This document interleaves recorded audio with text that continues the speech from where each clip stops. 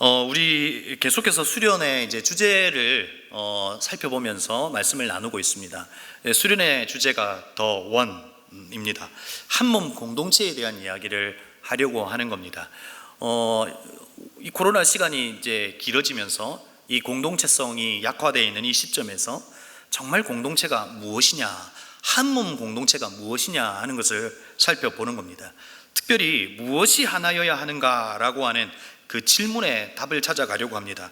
무엇이 하나여야 하는가를 알 때 우리가 하나됨이라고 하는 것을 어떤 인간적인 노력에 의해서 하나가 되기보다 무엇이 하나여야 하는가에 대한 본질을 알고 그것을 추구해 나갈 때 하나됨은 인간적 노력으로 하나 되는 것이 아니라 그것을 추구해 나갈 때 자연스러움일 수 있다 하는 이야기를 하고 싶은 겁니다.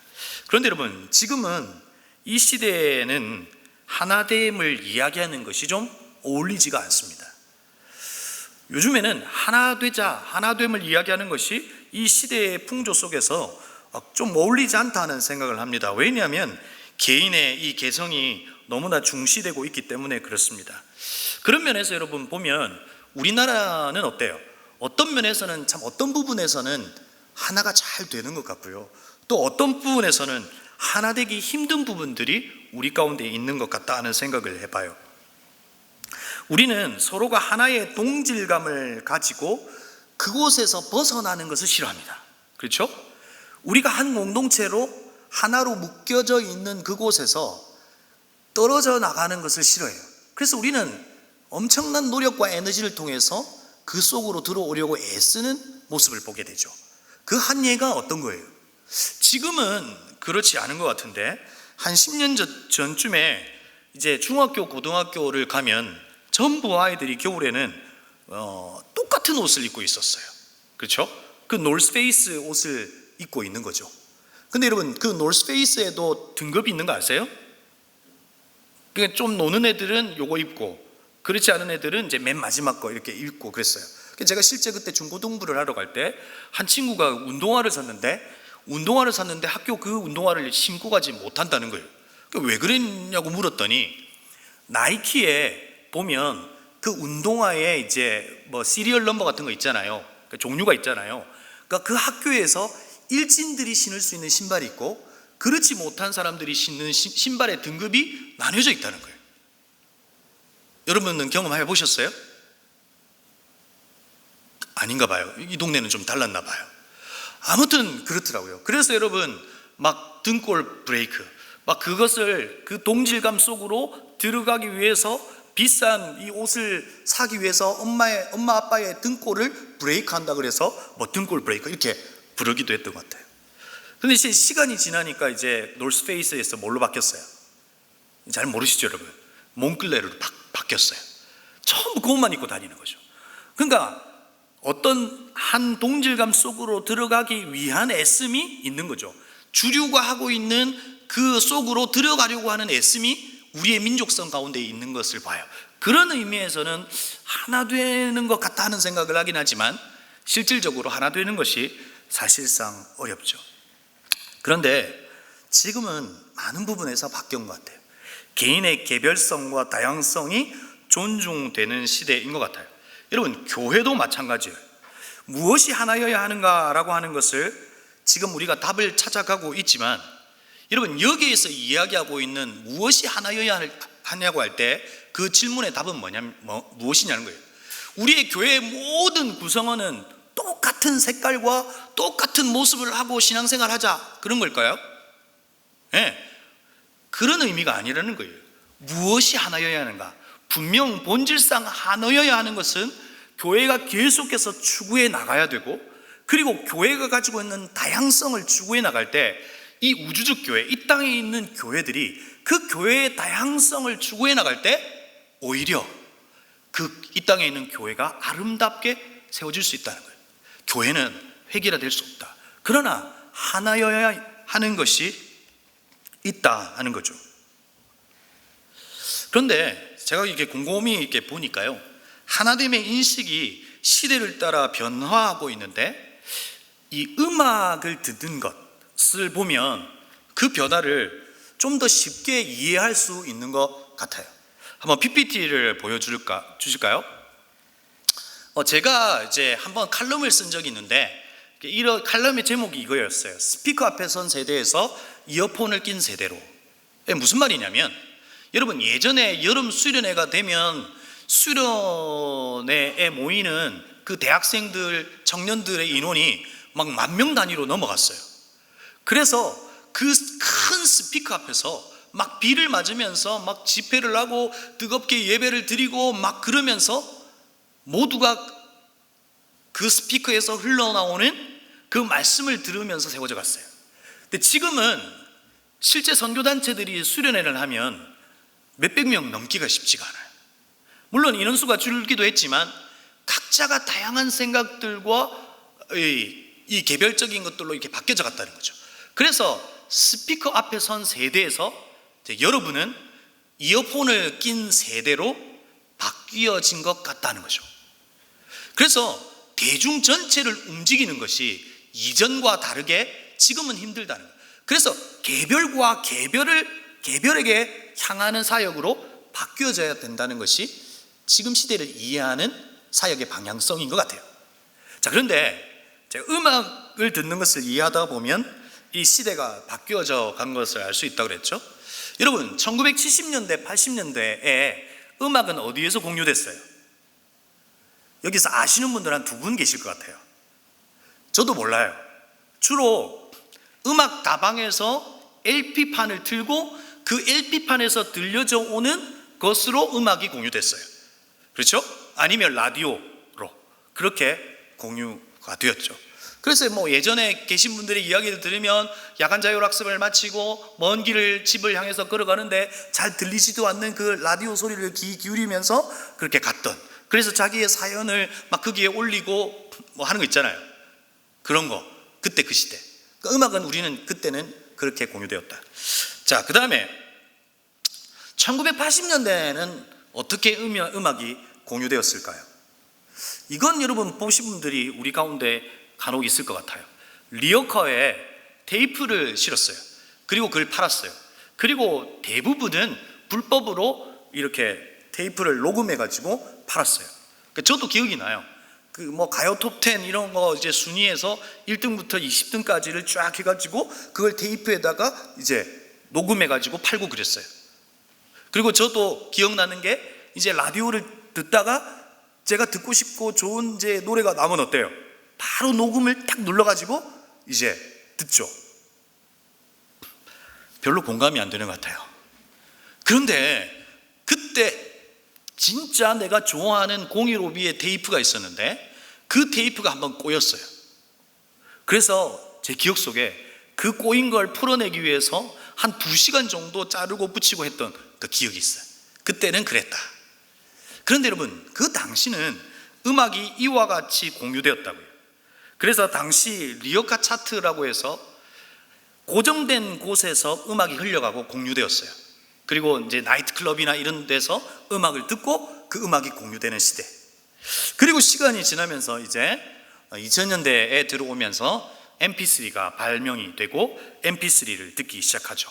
음악을 다운받아서 이제 듣게 되는 시대가 온 거죠. 그러니까 이때로부터 이제 많은 이들이 뭘 끼고 다녔어요? 이어폰을 끼고 다녔어요. 그렇죠? 그러니까 스피커 앞에 선 세대에서 이어폰을 끼고 다니는 세대로 바뀌어져 갔어요. 지금은 여러분 음악을 무엇으로 들으세요? 저는 제 방에 LP판도 있고 카세트 테이프도 있고 CD도 있고, 그런데 주로 그걸로 음악을 듣는 건 아니고요. 이제는 스트리밍을 통해서 음악을 바로 내가 듣고 싶은 걸 들어요. 그래서 음악을 듣는, 예전에는 누군가가 좋아하면 모두가 그걸 들었어요. 근데 지금은 각자 다양한 것을 듣고 있어요. 그렇죠? 각자가 다양해지고 개별화된 것이 이 음악이라고 하는 것을 통해서도 살펴볼 수 있죠. 그러니까 세대가 이렇게 바뀌어졌다는 거죠. 그런데 이렇게 사람들이 각자가 개별성이 존중되는 이 시도 속에서 왜 우리는 지금 이 시간에 왜 우리가 하나여야 하는가, 무엇이 하나여야 하는가를 살펴보아야 하느냐 하는 거죠. 도대체 우리에게 무엇이 하나여야 할까요?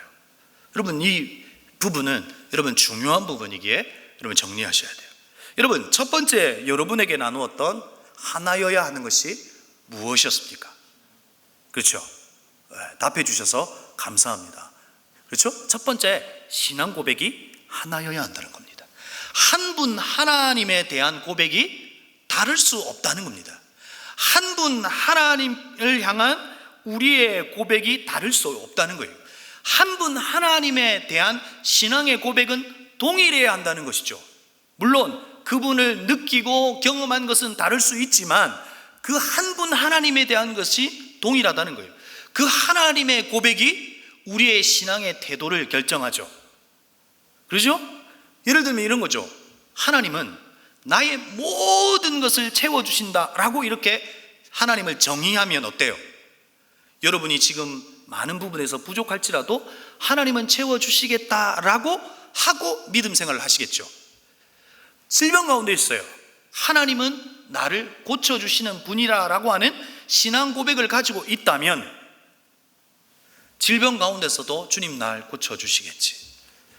하나님이 과거 속에 묶여 계신 분이 아니라 그분은 시간을 초월하셔서 내일의 주인이시고 오늘 내가 믿음으로 고백하는 순간 오늘의 이 믿음의 고백은 나의 내일을 결정해 주실 수 있는 시간의 주인이시다라고 하는 믿음의 고백을 한다면 오늘 우리가 염려와 걱정으로 일관된 삶을 살지 않겠죠. 우리의 신앙의 고백이 우리의 믿음의 태도를 결정하더라는 거죠. 자, 그런데 우리 모두가 다양한 고백이 있을 수 있으나 우리를 향한, 하나님을 향한 우리의 신앙 고백의 가장 중요한 신앙 고백이 무엇일까요? 베드로가 했던 고백이죠. 우리 함께 읽어볼까요? 함께 고백해 볼까요? 시작. 예수님이 물었잖아요. 야, 너 나 누구라 하냐? 라고 물었을 때 베드로가 주는 그리스도시요 살아계신 하나님의 아들이시니다 라고 베드로가 고백했어요. 자기도 놀랐을 거예요. 와, 어떻게 내 입에서 이런 고백이 나올 수 있을까? 그때 주님께서 그 고백을 받으셨어요. 그리고 주님께서 그 고백 위에 베드로 너 다음에가 아니라 베드로의 너 고백 위에 성경은 처음 에클레시아, 교회라고 하는 말이 그곳에서 등장하죠. 뭐 하시겠다? 교회를 세우시겠다라고 말씀하셨어요. 그 고백 위에 교회를 세우시겠다고 말씀하셨어요. 저와 여러분은 교회예요. 아멘이세요? 여러분 각자가 교회예요. 거룩한 성전으로 교회로 부르셨어요. 내가 교회이고 나와 너가 묶여져서 불러내음을 받아 우리의 한 공동체로 세운 교회로 묶여진 저와 여러분 또한 교회예요. 교회로 부르셨다는 거예요. 그 교회는 신앙 고백이 하나여야 한다는 거예요. 그리스도가 하나님의 아들이시다. 그리스도가 나의 주인이시고 구원자가 되신다라고 하는 예수 그리스도 외에는 어떤 곳에서도 구원이 없다라고 하는 그 분명한 신앙의 고백 위에 교회가 세워진다. 두 번째, 무엇이 하나여야 할까요? 자, 따라할까요? 다스림, 통치. 여러분, 교회로 세워진 저와 여러분의 교회는 어떻게 다스림을 받을 수 있냐 하는 것이죠. 최승재 목사의 야망이 있어요. 저는 야망이 있어요. 어떤 야망이 있을까요? 여러분이 예수님 때문에 행복했으면 좋겠어요. 제가 말하고 나서도 꽤 괜찮은 것 같아요. 여러분이 예수님 때문에 진짜 행복했으면 좋겠어요. 여러분이 예수님 때문에 누릴 수 없는 희열을 누렸으면 좋겠어요. 여러분이 예수 그리스도께서 완성해 주신 이 성경의 말씀이 내게 부담이 아니라 예수 그리스도의 말씀 속에서 이 세상이 줄 수 없는 끔찍한 희열을 누렸으면 좋겠어요. 말씀이 진리이고 말씀대로 나를 이끌어가고 계시고 말씀이 실제이구나 하는 것을 경험했으면 좋겠어요. 말씀은 약속이고 말씀은 그냥 공허한 메아리가 아니라 이 하나님의 말씀은 현실이 되고, 이 말씀을 믿는 저와 여러분이 말씀을 주신 예수 그리스도 때문에 가장 행복한 자였으면 좋겠어요. 아멘요? 아멘 좀 해주세요, 여러분. 제가 오늘은 사실 조금 기분이 좋아요. 기분이 좋고 좀 힘이 나요. 지난주 좀 그렇지 않았는데, 그 이유가 내일부터 휴가를 가기 때문은 아니에요. 이제 너희들 안 봐도 되겠구나 뭐 이런 것 때문은 아니에요. 다스림이에요. 두 번째, 교회로 부르신 저와 여러분의 다스림은 한 사람의 야망이 아니라 모두가 한 부르심 안에서 그리스도의 소원을 가지고 머리신 예수 그리스도의 소원과 꿈을 이루어 드리는 것이 몸인 교회라는 거예요. 그래서 몸인 교회가 십자가에 죽으시고 부활하신 예수 그리스도를 몸인 교회를 통해서 보여주는 거예요. 교회가 어디 있냐? 우리 교회를 보라는 거예요. 세상은 갈등하고 마찰이 생기면 그냥 끊어버리면 돼요. 세상은 고난이 있고 힘든 상황이 있으면 그 상황에서 벗어나 버리면 돼요. 세상은 정말 고통 속에 있으면 그 고통 대신 줄 수 있는 것들이 얼마나 많아요. 그곳으로 가버리면 돼요. 도피해버리면 된다고요. 그러나 예수 그리스도를 믿는 저와 여러분은 어때요? 갈등과 마찰이 있을 수 있어요. 생각의 다름이 있을 수 있어요. 그래서 부딪힐 수 있어요. 그런데 그 속에서 무엇이 드러나는 거예요? 그리스도의 방식으로 해결해 나갈 때 저와 여러분을 통해서, 그 갈등을 통해서 누가 드러나는 거예요? 부활하신 예수 그리스도가 몸인 교회를 통해서 드러나는 거예요. 이게 교회예요. 교회가 무엇이 하나여야 하는가? 바로 그분의 다스림이 하나여야 한다. 오늘 세 번째는 무엇이 하나여야 할까요? 세 번째는 성경입니다. 오늘 우리에게 주어진 이 성경, 하나님의 말씀이 오늘 우리에게 하나여야 한다 하는 이야기를 할 겁니다. 그리고 이 하나님의 말씀이 이 땅을 살아가는 저와 여러분에게 어떤 용도로 주셨을까 하는 것을 오늘 갈라디아 말씀을 묵상하면서 한번 살펴보려고 해요. 자, 그런데 제가 이제 종종 여러분에게 이야기하지만 청년의 때에 가장 중요한 것이 있습니다. 청년의 때에 여호와를 기억하라 라고 하는 그 메시지 속에는 그 여호와 하나님이 어떤 분이신가에 대한 것을 기억하라는 거예요. 청년의 때에 진짜 중요한 건 뭐냐면 교회가 무엇인지, 구원이 무엇인지, 구원의 확신이 무엇인지, 이런 수없는 개념들을 이때에 정리해야 돼요. 그렇죠? 여러분, 말씀을 나누는 가운데 여러분의 생각도 있을 수 있으나 성경이 말하는 옳은 것, 성경이 말하는 부분에 있어서의 개념을 잘 정리해 볼 필요가 있다는 거죠. 자, 그래서 제가 지금까지 이야기했던 부분들을 그냥 한 그림으로 여러분에게 설명해 드릴 거예요. 여러분, 제가 이것을 한번 예전에 보여준 기억이 있어요. 자, 여러분 그림을 잘 한번 보셔요. 자, 그림은 좌측에서 우측으로 시간의 순서대로 배열되어 있어요. 여러분, 이 땅은 아무것도 없었다고요. 스스로 계신 그분만이 계신 곳이 이 땅이었어요. 그런데 하나님께서 하나님의 말씀으로 창조하셨어요. 그리고 인간을 지으시고, 야, 진짜 좋다. 내가 너와 동행하는 거 정말 좋고, 하나님의 형상이 나의 형상, 나의 캐릭터로 만든 너가 너무 아름답다. 주님께서 그렇게 고백하셨어요. 저와 여러분을 향한 사실상 첫 번째 고백이죠. 그리고 공허하고 혼돈하고 무질서한 이 세상 속에서 주의 말씀으로 이 온 우주 만물을 세팅하심으로 하나님께서 이 공허와 혼돈과 이 모든 것을 질서로 바꾸셨어요. 그리고 이 세상 속에 살아가는 저와 여러분을 창조주이신 하나님이 거하시는 바로 이 땅에서 저와 여러분을 참여자로 부르셨어요. 안식의 참여자로. 여러분, 우리는 이 세상이 지어지고 나서 첫 번째 한 게 일이 아니에요. 첫 번째 뭐 했어요? 주님하고 쉬었잖아요. 그 안식으로의 초대를 먼저 하셨어요. 그 쉼과 안식을 통해서 이제 뭐 하는 거예요? 일하는 거죠. 그러면서 이 모든 피조세계와 하나님의 창조물 속에 우리를 참여하게 하셨어요. 그리고 그분과 동행하기를 원하셨어요. 그리고 이 땅을 아름답게 세워가기를 원하셨죠. 근데 이 땅 가운데 죄가 들어옴으로 하나님과 우리 사이에 단절이 일어났어요. 죄가 하나님과 우리 사이를 끊어버렸다고요. 그때 하나님의 마음은 어땠을까요? 그때 하나님의 즉각적인 반응을 내가 널 구원하겠다는 거예요.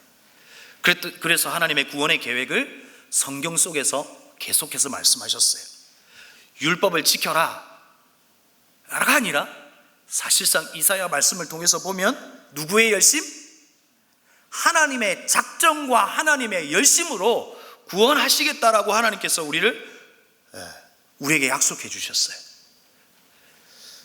그리고 이 땅 가운데 누구를 보내주셨어요? 예수 그리스도를 이 땅 가운데 보내주셨어요. 예수를 보내신 목적은 뭐예요? 그분이 속량의 제물이 되어주시기 위해, 죽기 위해 오신 예수 그리스도, 그분을 우리 가운데 보내주셨어요. 예수의 오심의 사건은 우리의 이 인류의 BC와 AD로 나누게 하셨어요. 그리고 그 예수 그리스도께서 이 땅 가운데 오시고 자기 자신을 나타내셨어요. 내가 하나님이신 것을 자기 증명을 통해서 우리에게 증명해 보이셨어요. 하나님께서 수많은 기적과 이적과 가르침을 통해서 증명해 보이시지만 인간은 믿지 않았어요. 저와 여러분이 믿지 않았죠. 그런데 무엇으로 증명해 보이셨어요? 하나님이신 그리스도가 십자가에 죽으신 것으로, 내가 널 사랑한다 그랬잖아. 아버지에 대한 사랑을 십자가에서 아들이신 예수가 증명해 보이셨어요. 하나님의 사랑을 확정하셨어요. 예수의 자기 증명이에요. 그러나 그 예수가 죽어 이 땅에서 사라진 것이 아니라 부활하신 것으로, 진짜 그분은 하나님이시고 구약의 많은 성경 속에서 말씀하시는 하나님이신 것을 부활을 통해서 알게 하셨어요. 그래서 부활은 모든 믿는 자에게 믿을 만한 증거가 되게 하려 하심이라, 부활이 믿을 만한 증거가 되어 그것을 믿는 저와 여러분의 믿음을 통해서 우리의 일생 가운데, 우리가 태어나고 죽기 전까지 우리의 일생 가운데 예수 그리스도를 믿으면, 예수 그리스도의 오심은 BC와 AD의 인류의 역사를 나누었지만 예수 그리스도를 믿는 그 순간부터 우리는 죄인과 의인으로 나누게 된 거죠. 주님께서 우리를 의인 되게 해주신 거죠. 뭐가요? 믿음이요. 그리고 우리는 사망의 법에 있었던 우리가 이제 생명의 성령의 법을 먹고 마시며 성령의 다스리심을 받으며 이 땅 가운데 살아가는 거죠. 이것은 뭐라고 이야기해요? 지난주에 이야기했던 다스림, 바로 우리 안에 로드십 체인지가 일어난 거예요. 내 인생의 주인이 나였던 우리가 이제 예수 그리스도를 믿음으로 말미암아 그분이 나의 왕이 되고 그분이 나의 주인이 된 거예요. 그래서 내 몸뚱어리와 내 마음과 내 생각과 내 모든 것을 내 인생의 주인이 나로 여겨지며 나를 함부로 할 수 있는 존재가 아니라 그분이 나의 주인 되어 그분의 충분한 이끄심을 받으며 이 땅 가운데 살아가야 될 존재예요. 이것이 우리의 인생에 일어나는 BC와 AD예요. 옛사람이 있고 믿음 가운데 우리는 새 사람이 되었죠. 물론 옛사람이 우리를 계속해서 당겨요. 그렇죠? 계속해서 옛사람의 관성을 통해서 그곳으로 가기를 원하지만 주님은 생명의 성령의 법, 하나님의 말씀에 온전한 다스림을 받으며 성령 충만함을 받으며 그분의 다스림을 받는 그 로드십 체인지가 우리 가운데 일어나기를 원하죠. 왜요? 그게 사실상 예수 그리스도를 믿는 저와 여러분의 가장 행복한 것이기 때문에. 그런데 오늘 우리가 보고 있는 이 전체, 결국은 종말에까지 이르게 되겠지만 이 전체의 핵심 주제가 뭐예요? 하나님께서 이 인류의 역사 속에 그분의 오심과 죽으심과 그리고 그분을 믿는 믿음 안에 있는 이 모든 전체의 핵심의 주제가 뭐냐는 거예요. 바로 하나님의 나라예요. 여러분의 성공 죄송하지만 아니에요. 하나님의 나라예요. 믿는 이들을 통해서 하나님의 나라가 이루어지기를 원하는 거죠. 어떻게 해요? 죄인이 아니라 이제 의인으로 부르심을 받은 저와 여러분이 뭘로 살아낼 때, 우리의 살아내는 동력이 내 힘이 아니고 어떤 누군가가 도전해주는 그 어떤 이데올로기적인 힘이 아니라 믿음. 그래서 의인은 믿음으로 말미암으라 살리라. 믿음으로 살아내는 저와 여러분을 통해서 하나님의 나라가 임하기를 원해요. 교회인, 개인인 우리를 통해서 하나님의 나라가 임하기를 원하고, 교회를 통해서 그 다스림 속에서 하나님의 나라가 임하는 거죠. 그래서 하나님께서 우리에게 그 다스림 속에서 주신 두 가지의 소원이 있어요. 모두에게 주신 한 소망, 한 소원이 있어요. 바로 그것이 성경 속에 나타난 두 가지 명령이에요. 첫 번째 뭐예요? 문화명령이에요. 그렇죠? 창세기에 있는 그 문화명령을 통해서 하나님은 정복하고 다스리라 그랬어요. 여러분, 정복하고 다스리는 것은 힘의 논리로 정복하고 다스리는 것이 아니에요. 그리스도의 사랑으로 정복해 나가는 거예요. 그렇죠? 저와 여러분의 인생이 그냥 예수 믿는 것으로, 구원받은 것으로 끝내지 말고 그리스도가 주신, 하나님이 주신 소원을 가지고 이 땅을 정복해 가는 거예요. 그리스도의 사랑으로요. 그렇죠? 그래서 무질서하고 공허한 곳에, 무질서한 곳에 질서를 주는 거예요. 우리의 공공의 영역, 다양한 영역 속에서 자연이 황폐해지고 또 여러 가지 질서가 무질서하게 무법으로 천지인 이 세상 속에 하나님의 법칙과 방식으로, 하나님의 문화와 방식으로 세워나가는 거예요. 이게 하나님께서 우리에게 주신 첫 번째 명령이고 소원이에요. 이걸 담고 살아가는 거예요. 그래서 하나님의 나라를 이루는 거예요. 두 번째는 뭐예요? 마태복음 마지막 장에 주셨던 지상명령이에요. 영혼 구원하여 제자 삼는 거예요. 내가 예수 그리스도를 믿었던 것으로 그냥 만족하며 살아가는 인생이 아니라, 내가 예수 그리스도가 내 인생 최고의 보화라면 그 보화를 누군가에게 이야기해 줄 수 있는, 그래서 복음을 전하는 것으로 예수 그리스도를 전하는 그 소원과 사명을 우리에게 주신 거예요. 그래서 이 땅을 하나님께서 우리의 이 전체의 주제로 말씀하신 하나님의 나라를 우리의 주제 속에 담아 이루어 드리는 것, 이것이 우리에게 주신 사명이에요. 이게 전체 내용이에요. 이렇게 길게 설명 안 하려고 그랬는데 길게 설명됐어요. 첫 번째, 무엇이 하나여야 하는가? 신앙 고백이에요. 두 번째, 다스림이에요. 그 다스림 속에 하나님이 주셨던 소망은 너와 우리인 교회를 통해서 하나님의 나라를 이루는 것이고, 그 첫 번째 소원은 바로 정복하는 것, 그리스도의 사랑으로 이 땅을 바꿔나가는 것. 두 번째는 영혼 구원하여 제자 삼는 그 일이 우리에게 주신 소명이다. 그래서 하나님의 나라를 이루신다. 그래서 우리는 그분이 우리의 마음의 자리 위에 왕자를 차지하고 계셔서, 그분이 우리의 주인이 되셔서, 그분이 우리의 왕이 되셔서 우리를 다스리실 때 우리로 하여금 하나님의 나라가 세워질 수 있다는 거죠.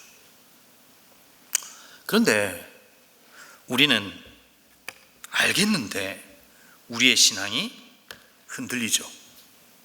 여러분은 무엇에 신앙이 흔들리세요? 여러분, PPT를 좀 보여주시면요, 우리의 신앙은 언제 흔들리냐 하는 거죠. 우리는 뜻밖의 일을 만나면 흔들려요.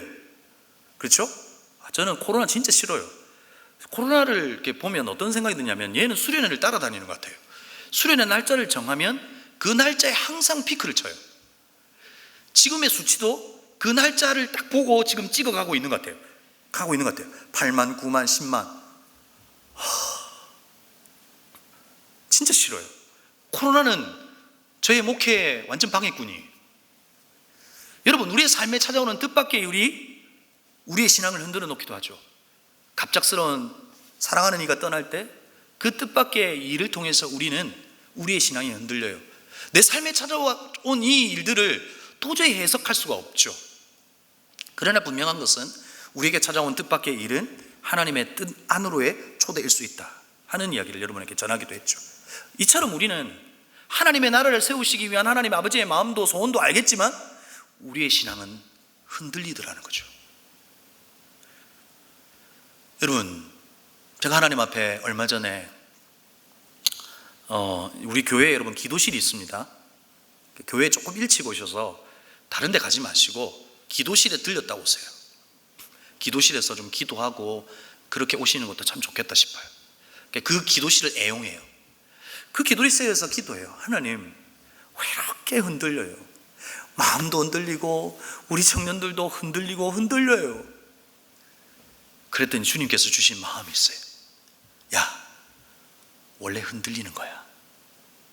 그걸 인정하는 거야. 원래 흔들리는 거예요. 하나님께서 우리를 항해자로 부르시고 이 땅을 믿는 믿음 안에서 살아가는 저와 여러분은 바로 파도치는 그 위에 주님께서 불러냄을 받은 그 배 위에 있는 저와 여러분이에요. 원래 흔들리는 거예요. 인정하라는 거예요. 그것을 인정하고 살아가는 거죠. 그런데 그럼에도 불구하고 우리에게 수없는 것들이 우리를 흔들어 놓더라는 거죠. 지난주에도 이야기했듯이 이제 얼마 전에 이제 아내가 맹장이 이제 터져서 이제 병원에 입원을 했어요. 근데 그 병원에 이제 병문안을 갔더니 한 할머니가 누워 계세요. 할머니가 그 옆에 계셨어요. 5일이 사용하는데 딱 2분밖에 없더라고요. 근데 할머니가 기도를 하세요. 나중에 알게 된 사실이지만 그 할머니가 이제 아들도 있고 딸도 2분이 선교사가 가 계시고 막 이렇더라고요. 근데 그분의 기도가 이거였어요. 아버지 불러주이소, 아버지 불러주이소, 이렇게 기도하는 거예요. 제가 아멘 할 뻔했어요. 여러분 어떤 의미인 줄 알죠? 하나님 날 데려가 달라는 거예요. 이 질병의 고통이 크다는 거예요. 그리고 이제 대강 내용을 들어보니까 아이들이 다 잘 돼 있는데 찾아오지를 않아요. 그러니까 외로운 거예요. 그래서 하나님 불러주세요, 불러주세요, 그 기도를 하고 있더라고요. 이처럼 우리의 삶에 우리의 신앙을 흔들어 놓는 것들이 있더라 하는 것이죠. 그런데 오늘 갈라디아 교회에서도 그들의 신앙을 흔들어 놓는 것들이 있더라 하는 것이죠. 자, 이제 제 화면을 보여주셔도 돼요. 여러분, 그들의 신앙은 무엇이 흔들어 놓았냐면, 여러분 갈라디아서는 갈라디아 교회에게 쓴 편지가 아니에요. 갈라디아 지역에 있는 교회들에게 쓴 편지예요. 그들에게 쓴 편지인데 사도 바울이 이 편지를 쓴 것은 무엇 때문에 썼냐면 당시에 특정한 무리들이 있었어요. 그게 누구냐면 바로 유대주의자들이었어요. 예수 그리스도를 믿는 믿음으로 구원받는다라고 하는 것이었지만 정말 이것으로 구원받을 수 있을까 하는 생각이 든 거죠. 그 유대주의자들이 그들에게 찾아와 믿음 플러스 알파가 필요하다는 거예요. 율법을 지켜야 된다는 거예요. 할례를 해야 된다는 거예요. 음식의 규례를 지켜야 된다는 거예요. 그러면서 그들에게 계속해서 이야기하고 도전할 때, 그래 맞아, 어떻게 믿음으로 구원받을 수 있어? 뭔가 우리의 노력이 필요하지라고 하는 것에 동의를 한 거죠. 그래서 그들의 신앙이 흔들려져 버린 거죠. 그들은 믿음이 구원을 줄 수 있다라고 하는 그 구원의 충분성을 부정하고 예수 그리스도의 십자가 외에는 그 어떤 것으로도 구원을 줄 수 없다라고 하는 그 믿음에서 벗어나 이제 어떤 율법을 행해야 한다는 생각 속에서 이방인들이 할례를 행하고 이런 일들이 벌어지게 된 거죠. 그래서 여러분 갈라디아서를 보면, 갈라디아서는 사실 성경 전체를 읽으면 좀 이해하기 힘든 부분들이 많아요. 어렵게 써서가 아니라 제가 가만히 보니까 사도 바울이 격분한 상태에서 이 성경을 쓴 거예요. 열받은 거예요. 아니 어떻게 예수 그리스도를 믿는 믿음 말고 알파가 있다고 생각할 수 있냐라고 하는 그 격분 속에서 이 성경을 쓴 거예요. 그래서 우리가 읽었던 3장 첫 절에 뭐라고 되어 있어요? 어리석도다 갈라디아 사람들아 라고 이야기하고 있고요. 그리고 갈라디아서 맨 마지막 부분에는 이후로는 누구든지 나를 괴롭게 하지 말라 라고까지 이야기하고 있는 거죠. 여러분 왜 그들의 신앙이 흔들렸을까요? 바로 다른 가르침, 다른 것들이 그들에게 들어온 거죠. 그럴 때 사도 바울이 계속해서 갈라디아서를 통해서 이야기하고 있는 것이 무엇일까요? 바로 이신칭의와 이신칭의를 이야기하죠. 솔라피데, 오직 믿음으로 의롭다 하심을 받을 수 있다라고 하는 것을 갈라디아서에서 계속 이야기해요. 우리 여러분 성경에 있는 사람들을 갈라디아서 2장 16절 말씀을 한번 찾아봤으면 좋겠어요. 제가 가지고 있는 성경은 개역 개정이에요. 갈라디아서 2장 16절 제가 읽어드리겠습니다. 사람이 의롭게 되는 것은 율법의 행위로 말미암음이 아니요 오직 예수 그리스도를 믿음으로 말미암는 줄 알미라. 우리도 그리스도 예수를 믿나니 이는 우리가 율법의 행위에서가 아니고 그리스도의 믿음으로써 의롭다함을 얻으려 함이라. 율법의 행위로서는 의롭다함을 얻을 육체가 없느니라. 수없는 그 율법을 여러분 다 지킬 수 있을까요? 만약에 다 지킨다고 하면, 구원받을 수 있다면 그 율법 전체를 진짜 다 지킬 수 있을까요? 다 지킬 수 없다는 거예요. 그래서 율법을 지키는 것으로 구원받을 수 있는 것이 아니라는 거예요. 우리의 행위가 구원을 보장해 주는 것이 아니라는 거예요. 예수 그리스도를 믿는 믿음 안에서 구원받을 수 있다라고 하는 그 솔라피데, 그 이신칭의의 교리를 사도 바울이 계속해서 이야기해 주고 있는 거죠. 그런데 이들에게 잘못된 가르침 속에서 계속해서 그들의 마음이 흔들린 거죠. 그래서 그들 속에 사실상 누구의 이야기를 가져온 거예요? 바로 아브라함의 이야기를 가져와서 설명하고 있어요. 그리고 그 아브라함의 이야기를 통해서 무엇을 이야기하냐면, 야, 내가 아브라함에게 약속했다. 그런데 약속이 먼저냐? 430년 뒤에 시내산에서 받은 율법이 먼저냐 하는 이야기를 하는 거죠.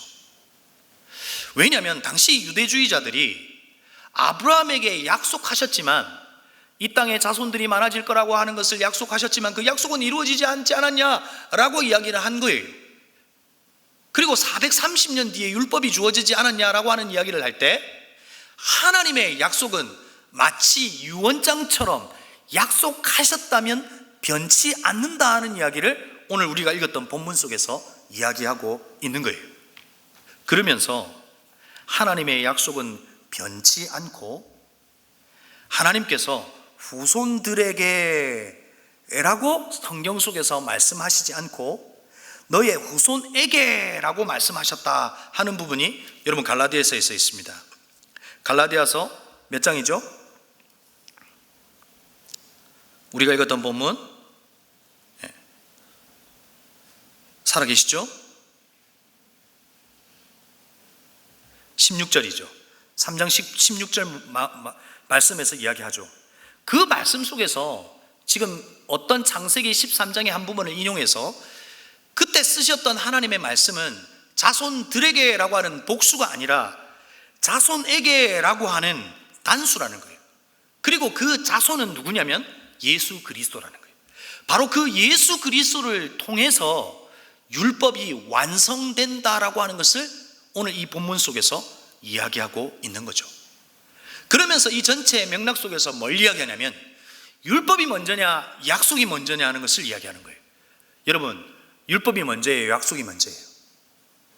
약속이 먼저다 하는 이야기를 하는 거고, 그 약속은 변치 않는다 하는 이야기를 하는 거죠. 여러분, 한번 이 부분에서 살펴보면 어떨까 싶어요. 이스라엘 백성들이 하나님께서 그들을 부르셔서 출애굽했어요. 여러분, 홍해를 먼저 건넜어요? 아니면 율법을 먼저 받았어요? 먼저가 뭐예요? 우리 전사님 감사해요. 계속해서 답해 주셔가지고 이렇게 답하기 위해서 제가 부른 건 아니에요. 그렇죠? 홍해를 먼저 건넜어요. 고린도전서에서 이 홍해를 건넌 사건은 세례 개념으로 이해하죠. 그렇죠? 그러면 세례는 누가 받는 거예요? 예수 그리스도를 믿는 이가 받는 거죠. 예수 그리스도를 믿는 이에게 세례를 주는 거죠. 그렇죠? 그리고 이후에 뭐가 있었어요? 율법이 주어진 거죠. 그렇죠? 율법이 먼저가 아니라고 하는 사실을 아브라함의 예로 이야기해 주고 있는 거죠. 다시 말해서 율법의 기능은 하나님께서 주셨던 그 약속이 주셨던 율법을 통해서 이루어지는 것을 뭐 하는 거예요? 확인하는 거예요. 그렇죠? 그것을 오늘 이 말씀 속에서 이해하고 있는 거죠. 자, 그런데 오늘 우리가 무엇이 하나여야 하는가라고 하는 것을 이해할 때 성경이 하나여야 한다. 특별히 이 갈라디아서에서 말할 때 율법의 기능을 이야기해 주고 있는 부분이 있어요. 오늘 이 부분을 좀 살펴보고 마무리를 하려고 해요. PPT를 보여주시고요. 여러분, 율법의 첫 번째 기능을 오늘 성경 속에서는 무엇이라고 이야기하냐면 23절을 보면 믿음이 오기 전에 우리는 율법 아래 매인 바 되고 계시될 믿음의 때까지 갇혔느니라. 이같이 율법을 우리를 그리스도께서 인도하는 초등교사가 되어 우리로 하여금 믿음으로 말미암아 의롭다함을 얻게 하려 함이라. 여러분, 첫 번째 우리는 율법 아래, 죄 아래 있었다 하는 이야기를 하는 거죠. 그래서 율법의 첫 번째 기능은 무엇이냐면 로마서 7장 7절에서 그 기능을 잘 이야기해 주고 있어요. 여러분 7장 7절 제가 한번 읽어드리겠습니다. 그런즉 우리가 무슨 말을 하리요? 율법이 죄냐? 그럴 수 없느니라. 율법으로 말미암지 않고는 내가 죄를 알지 못하였으니 곧 율법이 탐내지 말라 하지 아니하였더라면 내가 탐식을 알지 못하였으리라. 여러분 첫 번째 율법의 기능이 뭐라고 이야기해요? 우리가 죄인인 것을 율법을 통해서 알게 하신 거예요. 그렇죠? 저와 여러분이 하나님께서 주신 이 말씀을 통해서 내가 죄인인 것을 알게 된 거예요. 아담의 죄가, 아담의 저주가 나에게 있다는 것을 알게 되고 내가 죄인이라고 하는 사실을 성경을 통해서 알게 된 거예요. 율법의 첫 번째 기능은 우리가 죄인인 것을 알게 해주더라는 거죠. 그리고 두 번째 기능은 뭐예요? 제가 앞에서 읽어드렸던 초등교사라고 하는 이 말의 의미가 뭘까요? 이 율법을 통해서 우리가 예수 그리스도가 필요하다는 것을 안내해 주더라는 거죠. 이 율법의 두 번째 기능은 우리가 중개자이고 중매자이시고 예수 하나님과 우리의 관계를 단절을 끊어내실 수 있는 분이 예수 그리스도이신 것을 이 율법이 초등교사와 같이 인도해 주더라는 거죠. 이것이 율법의 두 번째 기능이에요. 세 번째 기능은 뭘까요? 우리 로마서 7장 4절 말씀이에요. 제가 읽어드리겠습니다. 로마서 7장 4절 말씀. 그러므로 내 형제들아 너희도 그리스도의 몸으로 말미암아 율법에 대하여 죽임을 당하였으니 이는 다른 이 곧 죽은 자 가운데서 살아나신 이에게 가서 우리가 하나님을 위하여 열매를 맺게 하려 함이라. 율법이 가지고 있는 그 기능 중에 하나는 내가 죄인인 것을 알고 죄인인 우리가 예수 그리스도로 구원받을 수 있다는 것을 율법을 통해서 알고, 그리고 우리가 그 그리스도에게로 나아갈 때 그 하나님을 이제 위해서 하나님의 영광을 위해서 우리가 살아낼 때 그 율법이 우리에게 어떤 열매를 맺고 어떤 삶을 살아낼 때, 하나님을 위해서 살아낼 때 우리 안에 뭐가 있다는 거예요? 열매가 있다는 거예요. 우리의 삶을 온전케 하고 우리의 삶을 바꾸어 내시는 방식을 통해서 열매를 드러내시더라는 거죠. 그것이 율법이 하는 기능이더라 하는 것이죠. 그런데 여러분, 오늘 성경 속에서 열매에 대한 이야기를 하면서 우리는 이런 부담감이 있어요.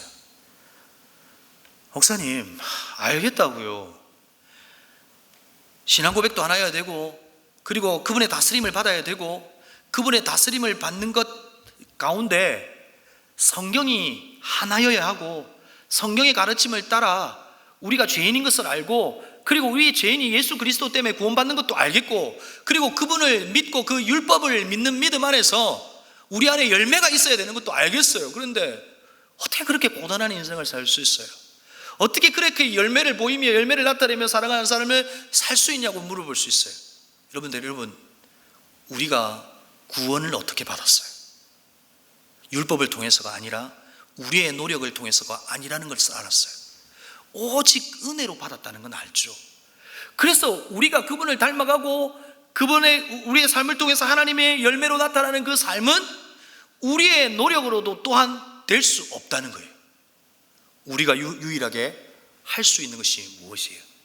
우리 요한복음 15장 5절 말씀 함께 읽겠습니다. 함께 읽어볼까요? 시작.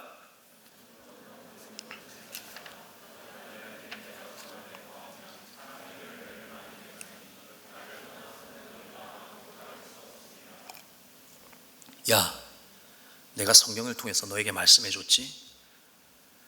내가 너에게 율법을 레위기를 통해서 줬고, 민수기를 통해서 인생들이 실패하는 것을 봤지? 신명기를 통해서 다시 너에게 말했지?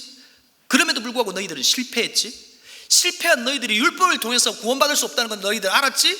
그래서 내가 예수 그리스도를 너에게 줘서 예수 그리스도를 죽였지? 그가 우리의 속량의 제물이 되어 주셔서 우리의 죄를 사했지? 율법이 너를 구원하게 한 게 아니라 내가 너에게 약속했던 약속이 널 구원하게 했지? 그리고 너희를 통해서 내가 열매를 보고 싶은데 그 열매 또한 너의 힘과 노력으로 되는 것이 아니라 네가 가진 배, 포도나무인 나에게 붙어 있으면 돼 라고 말하는 거예요. 너는 끊임없이 네가 내 안에, 내가 너희 안에, 내 안으로 끊임없이 들어오려고 하는 애씀이 있으면 돼. 그러면 네가 네 안에 열매가 있을 거야. 네가 성경이 될 거야 라고 말씀하시는 거예요. 사랑하는 성도 여러분, 사랑하는 청년 여러분, 우리가 죄인인 것을 알았어요. 그리고 예수 그리스도를 믿는 믿음이 우리 안에 있었고, 그 예수 그리스도를 통해서 구원받았던 그 사실도 우리 가운데 있어요. 그러나 그 구원의 감격으로 그냥 그것으로 만족하며 사는 것이 아니라 우리의 삶에 열매가 있기를 바란다고요. 그러나 그 열매는 노력으로 되는 것이 아니라 그분께 가까이 하려고 하는, 그분 안으로 들어가려고 하는 애씀을 통해서 그 열매는 자연스러움이에요. 여러분, 성령의 9가지의 열매가 있죠. 첫 번째가 뭐예요? 사랑이잖아요. 그 열매는 어떤 형태로 드러나는 거예요? 도저히 사랑할 수 없는 일을 사랑하는 것으로 열매로 드러나죠. 그래서 사랑이라고 하는 그리스도의 성품이 우리 안에 드러나는 거예요. 성경 속에 있는 예수 그리스도가 그 성령의 열매인 사랑을 통해서 드러나는 거예요. 드러날 때 우리가 뭐가 되는 거예요? 성경이 되는 거예요. 희락은 어떤 것이 희락이에요? 그냥 예수 그리스도를 믿었다는 것으로 기쁜 것이 희락이 아니에요. 여러분, 이 희락은 어떤 거예요? 남이 잘 됐는데 내가 기뻐할 수 있는 능력이 성령의 열매인 희락이에요. 여러분, 남이 잘 되면 내가 기뻐요, 싫어요? 그건 잘 모르겠어요? 남이 잘 돼도 기뻐할 수 있는 능력이 희락이에요. 그것이 열매로 드러나는 거예요. 그럴 때 우리로 하여금 드러났던 이 열매는 누군가가 와우, 신앙생활하는 것 꽤 괜찮다라고 하는, 그냥 보이는 것이 이뻐 보이고 좋아 보이는 것이 아니라, 그래서 우리의 열매는 관상용이 아니라 누군가에게 생명이 되는 거예요. 누군가에게 그리스도의 생명이 되는 거예요. 그럴 때 율법을 통해서 알게 된 그 그리스도인들이 어떻게 살아야 할지에 대한 내용들을 알고 순종하여 살아낼 때 우리 안에 열매가 있고, 우리의 삶은 뭐가 되는 거예요? 성경이 되는 거예요. 무엇이 하나여야 하는가? 신앙 고백이 하나여야 하고, 그분의 다스리심이 하나여야 하고, 우리가 보고 있는 이 성경이 하나여야 하고, 이 성경이 우리에게 주어진 이 용도가 우리로 하여금 드러날 때 이 하나인 성경이 활자로 존재하는 것이 아니라 저와 여러분의 삶을 통해서 성경이 되는 거죠. 하나님은 여러분이 성경이 되기를 원하세요. 그래서 여러분에게 도전하는 건 뭐예요? 여러분에게 바라는 건 뭐예요? 여러분이 이 땅을 살아가는 이 세상 속에서 매력적인 그리스도인들이 되기를 원한다는 거예요. 이 땅을 살아가는 여러분들이 이 땅에서의 인플루언스가 되기를 원한다는 거예요. 세상이 이야기하는 그냥 그런 좋은 것들로 포장되어 있는 우리가 아니라 예수의 생명으로 가득한 그런 영향력이 있는 선한 영향력을 가진 인플루언스가 되었으면 좋겠다는 거죠. 저와 여러분이 성경으로 살아내는 우리의 삶이 되기를 주의 이름으로 축복합니다. 주님에게 들어올 때, 그렇죠? 그래서 아브라함을 우리는 뭐라고 불러요? 믿음의 조상이죠. 믿음이 꽤 괜찮았어서 그럴까요? 그는 그 초대 근동 지역에서 믿음이 꽤 좋은 인플루언서였기 때문에 그래요? 아브라함을 보라는 거예요. 아브라함은 아내를 누이라고 속였어요. 하나님께서 그를 통해서, 그 씨를 통해서 수많은 자손을 하겠다고 약속하셨지만 그걸 믿지 않고 하갈과 동침하여 이스마엘을 낳았어요. 그런 형편없는 아브라함을 왜 믿음의 조상이라고 부를 수 있는 거예요? 아브라함을 보라는 거예요. 믿음은 내가 어떤 조건을 채우는 것이 아니라 하나님의 은혜인 것을 아브라함을 통해서 보라는 거예요. 믿음은 은혜가 아니면 될 수 없다는 것을 아브라함을 통해서 보라는 거예요. 여러분이 성경이 되기를 원하지만 여러분에게 정작 필요한 것은 여러분의 애씀이 아니라 그분의 은혜가 필요해요. 주님, 은혜를 주세요. 그래서 내 삶에 성경이 되는 내 삶이 되게 해달라고 그렇게 기도하고 살아가는 저와 여러분이 되기를 주님의 이름으로 축복합니다.